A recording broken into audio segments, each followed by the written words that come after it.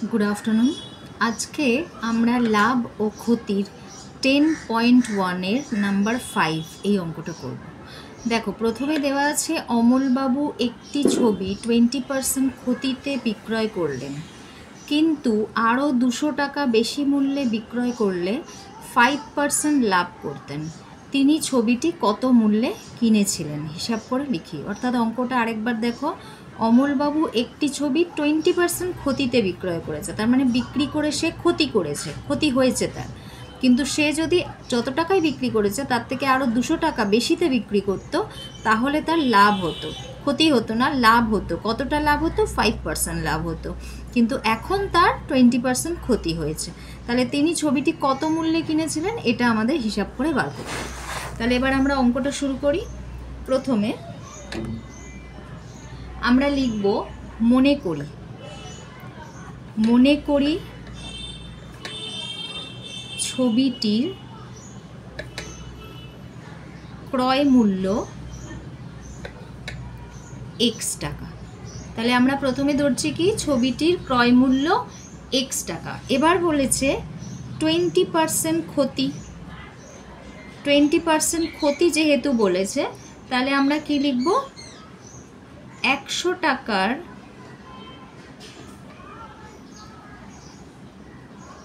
100 টাকা না, 100 টাকা লেখো, টাকার নয়, 100 টাকা ক্রয় মূল্য হলে বিক্রয় মূল্য 80 টাকা। যেহেতু বিক্রয় মূল্য কত হচ্ছে?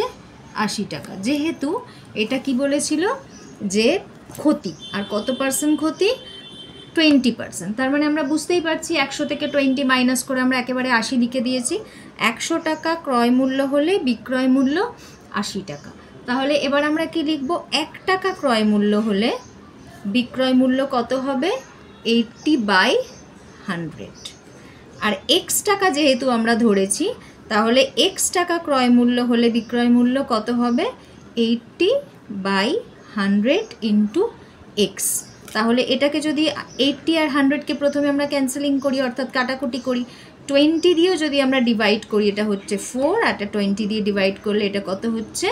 5। তাহলে আমাদের কত আসছে? 4x/5। অর্থাৎ 100 টাকা ক্রয় মূল্য হলে বিক্রয় মূল্য 80 টাকা, 1 টাকা ক্রয় মূল্য হলে বিক্রয় মূল্য কত? x টাকা ক্রয় মূল্য হলে বিক্রয় মূল্য কত? তাহলে আমরা পেয়ে গেছি বিক্রয় মূল্য কত? 4x/5। এবারে যদি আমরা এটা 5% লাভ করতে চাইতাম, 5% লাভ যদি আমরা করতে চাইতাম, তাহলে আমাদের কি করতে হতো? 100 টাকা ক্রয় মূল্য যখন বিক্রয় মূল্য 105, ঠিক আছে? তার কারণ কি 5% লাভ করছে। তাহলে আমরা এটা লিখে নিলাম 100 টাকা ক্রয় মূল্য যখন বিক্রয় মূল্য 105।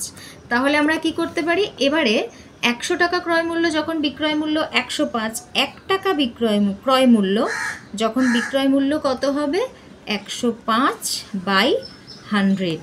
আর এখানে আমরা ধরেছিলাম x, আবার আমরা x দিয়ে বার করব। তাহলে x দিয়ে কত হচ্ছে? 105/100 ইন্টু x। তাহলে এবার আমরা কাটাকুটি করি। এখানে যেহেতু সংখ্যাটার শেষে 5 আছে, এরও সংখ্যাটার শেষে 0 আছে, আমি বলেছি 5 বা 0 থাকলে ওটা 5 দিয়ে আমরা কাটতে পারি। তাহলে এটা হচ্ছে 5 দুগুণে 10, 5 একে 5, আর এটা 5 দুগুণে 10 0। তার মানে কত আসছে আমাদের? 21x/20। এটা যদি আমরা প্রফিট করতে চাই, তাহলে প্রফিট যদি করতে চাই তখন আমাদের 5% হচ্ছে। তখন আমরা কি করব? যে 21/x/20 যেটা বেরিয়েছে, মানে শেষে যেটা বেরোলো, আমরা কি করব? 21x/20, আর প্রথমে আমাদের বেরিয়েছিল দেখো এখানে 4x/5, তাহলে 4x/5 মানে এটা যদি আমরা প্রফিট করতে চাই তখন আমাদের এই অ্যামাউন্টটা, আর আগে আমরা যেটা বিক্রি করে ক্ষতি করেছিলাম সেটা এই অ্যামাউন্টটা। তাহলে এটা থেকে এটা মাইনাস করে দেবো, আর এটা থেকে এটা মাইনাস করলে কত ডিফারেন্স হচ্ছে? যেহেতু আমাদের বলে দিয়েছিল যে এটা থেকে এটা ডিফারেন্স, মানে এটা থেকে এটা বিক্রি করলে 200 টাকা লাভ হতো, তার মানে এটা থেকে এটা মাইনাস করে আমরা 200, এটা একটা সমীকরণ তৈরি করলাম। ঠিক আছে, সমীকরণটা আমরা পরের পাতায় করে নিই, তাহলে একটু সুবিধা হবে আমাদের। আচ্ছা, সমীকরণটা আমরা টুকে নিচ্ছি প্রথমে।